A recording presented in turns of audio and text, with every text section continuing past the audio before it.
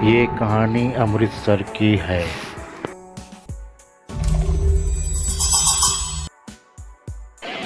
भैया, मैं तालाब की तरफ जा रही हूँ। थोड़ा सैर सपाटा कर लूंगी। काफी दिनों से घर में बंद बंद अच्छा नहीं लग रहा है। और ये बोल करके वो निकल जाती है। और ये है चुड़ैलों का घर, जो काफ़ी दिनों से ये एक बीमार पड़ी है और एक सोच में बैठी है। तीसरी झूला झूल रही है और सोच रही है कोई आए तो मैं उनका भोजन बनाऊं। और ये देख रही है कि सारे गांव वाले गए तो गए कहाँ। कहाँ जा रहे हो तुम लोग? परेशान सा दिख रहे हो। क्या बात होगी? क्या हुआ? कैसे परेशान हो रहे हो? चाचा, अनीता सुबह के गए हुए अभी तक नहीं आई है, इसलिए मैं उधर जाने की सोच रहा हूँ। देखो कहाँ पे गई है। संभल कर जाना उधर, क्योंकि उधर भूतों के चुड़ैलों का बसेरा बहुत ज़्यादा है। तुम लोग संभल जाना। क्या पता अनीता उतनी के चपेट में ना गई हो। बचे रहना तुम लोग। अब बड़े सावधानी से जाना, क्योंकि बहुत ही वहाँ पे भूत चुड़ैल सब होते हैं। ठीक है, ध्यान रखना बेटा। अरे हमें माफ कर दो बाबा, मैं गलती से इधर आ गया हूँ। दोबारा नहीं आऊँगा मेरी चुड़ैल बहन, मुझे माफ कर दो। अब नहीं आऊँगा, नहीं आऊँगा। सॉरी बोला ना बाबा। तो इतने गुस्से में क्यों है? ये बता दो कि मेरी बहनों को तूने कहाँ छुपाए हैं? अब तक 3-4 लड़कियां गायब हो रखी हैं। चली जा तुम लोग यहाँ से, वरना अच्छा नहीं होगा तुम्हारी बहन का हमें पता नहीं। हम चले जाएंगे, तो बता दे एक बारी कि हमारी बहन कहाँ है, वरना जो हाल करूँगी तुम्हारा सोच भी नहीं सकते। और ये है भूतिया बंगला, जिसे आप बड़े ध्यान से देखिए। जरा सा भी मिस कर देंगे तो कहानी समझ नहीं पाएंगे। लाइक सब्सक्राइब जरूर कर दें, ताकि मैं और भी कहानी आप लोगों के लिए ला सकूं। आगे की कहानी देखिए।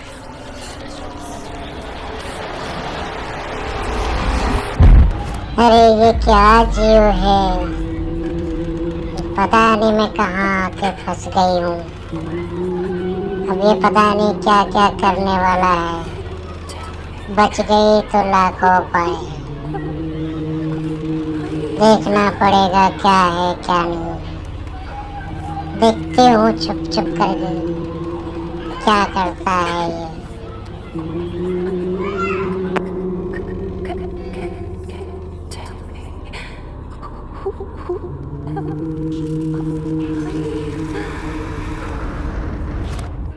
और इस तरह ये लोग भूतिया बंगले के तरफ से जाने लगते हैं।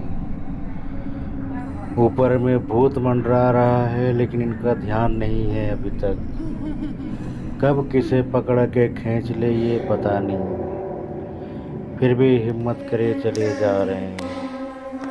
अब ये लोग कहाँ तक जाते हैं, आगे क्या होगा इनके साथ पता नहीं। देखते हैं आगे क्या होता है और क्या नहीं। अभी चले ही जा रहे हैं, चले ही जा रहे हैं।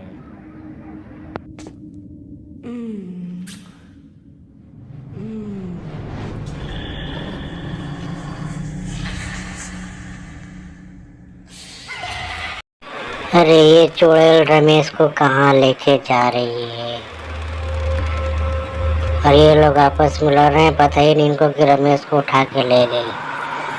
ये तो भूत बंगला दिख रहा है, पता नहीं कहाँ लेके जाएगी ऐसे। अरे यार, ये तो बहुत डेंजर जगह है। कहाँ ले आई इसे? अरे तो मुझे कहाँ ले आई ये? क्या दुश्मनी है तुम्हारा हमारे साथ? क्यों हमें उठा के लाई हो? बताओ, क्या बिगाड़ा है हमने तुम्हारा जो हमें उठा के लाई हो? तुम्हारे बाप ने हमें मारा था, अब मैं तुम्हें मारूंगी। तुम्हारे बाप के आगे मैं बहुत रोई गिड़गिड़ाई, लेकिन तुम्हारे बाप ने एक भी हमारी नहीं मानी, मिन्नतें करते रह गई। अरे साहब, ये गांव में हो क्या रहा है? तुम्हें पता नहीं लूना जमारी के साथ क्या हुआ था? लोग तो यही कहते हैं कि ऊंचे जाति के लोगों ने उसे मारा है और जीना मुश्किल कर दिया था उसका। इस वजह से लूना जमारी इन लोगों के पीछे पड़ी है और गांव में दहशत का माहौल बना है। आगे ना जाने क्या क्या होने वाला है, क्या क्या होगा। सुना है आसाम से होकर के आ गई। अब जो भी होगा भुगतना तो गांव वालों को ही पड़ेगा। ना जाने आगे क्या होगा क्या नहीं, ये तो पता नहीं, लेकिन उनके किए हुए हमें भुगतनी है। और इस तरह वो अमृतसर पहुंच जाती है और वहाँ से करने लग जाती है।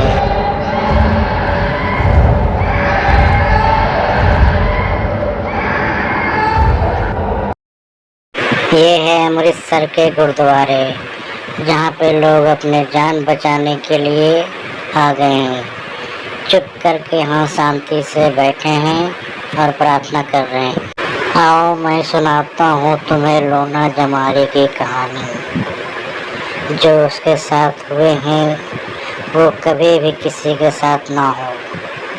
पहले के ज़माने में बड़े उच्च ख्याल के लोग होते थे, निचली जाति को कुछ समझते ही नहीं थे। ऊंची जाति के लोग हमेशा निचली जाति को कुचलने की कोशिश करते थे। इन्हीं वजह से बेचारी वो लूना जमारी मारी गई। तंत्र मंत्र की दुनिया में लूना जमारी जाना माना नाम है। इनके नाम से बहुत सारे सब्र मंत्रों की सिद्धि की जाती है और ऐसा माना जाता है ये सभी मंत्र अचूक फल देने वाले होते हैं। सब्र मंत्र क्या है ये आगे बताएं। फिलहाल हम बात करते हैं लूना जमारी के जीवन और मृत्यु के बारे में। लूना जमारी पंजाब की अमृतसर प्रांत की रहने वाली थी और वे कामुक कामाख्या यानी असम में जाकर सिद्धि प्राप्त करती है और एक विख्यात योगिनी बनती है। आखिर एक पंजाब की लड़की असम किस तरह पहुंची, वो भी 20वीं सदी में। इसकी पूरी कहानी रोमांचकारी है। पंजाब के अमृतसर में एक छोटा सा गांव है जिसका नाम है जमरी। उस जमरी गांव में एक चमार जाति का परिवार रहा करता था। अब आपको तो इतना पता ही है उस समय इन जाति के साथ अन्य लोगों का व्यवहार कैसा हुआ करता था। बड़े कहे जाने वाले जातियों को आपको तो पता ही है कितना अन्याय और अत्याचार करते थे। वो छोटे जाति को देखना ही पसंद नहीं करते। इनके परिवार की भी यही दशा थी। इनके परिवार में बहुत ही सुंदर लड़की थी जिसका नाम था लूना। कहा जाता है कि उसी की सुंदरता की वजह से लूना लावण्या की सुंदरता के प्रतिरूप बनी। अब किसी भी सुंदरी की लूना की वजह से जानी जाती थी, लेकिन गरीब घर में सुंदरता वरदान नहीं श्राप होती है। लूना की सुंदरता ही उसके लिए अभिशाप बन के रह गई थी। जैसे जैसे वो बड़ी होती जा रही थी लोगों की बुरी नज़र उस पर पड़ने लग जाती है। उस लूना के 2 भाई भी थे जिनका नाम था इलय और गेंडा। अपनी बहन के प्रति बहुत ही चिंतित रहा करते थे। अब यहाँ माँ काली का प्रकोप शुरू हो जाती है। कुछ बड़े लोगों ने जो अत्याचार करी थी उसका अंत तय है। अब आगे देखिए क्या तांडव करती हैं ये। अब उन लोगों का बचना बहुत ही मुश्किल है। घोर अन्याय किया है इन लोगों ने, जो माँ को खुद ही आना पड़ा है। बचने से रहा, वो लोग अब बचेंगे नहीं। और इस तरह उन लोगों का रक्त इकट्ठा करके अब ये पी जाएंगे, ताकि दोबारा कोई गुनाह ना करे, कोई पाप ना हो सके। अब इनका अंत बहुत ही करीब है, अब बचने वाले नहीं। अब तो लगता खा ही जाएंगे। अब गया ये लोग सारे के सारे। बहुत ही अत्याचार अन्याय किया है। अब आगे देखिए, एंजॉय कीजिए और हमारे चैनल को सब्सक्राइब लाइक ज़रूर कर दें, ताकि और भी वीडियो में आपके लिए ला सकूँ।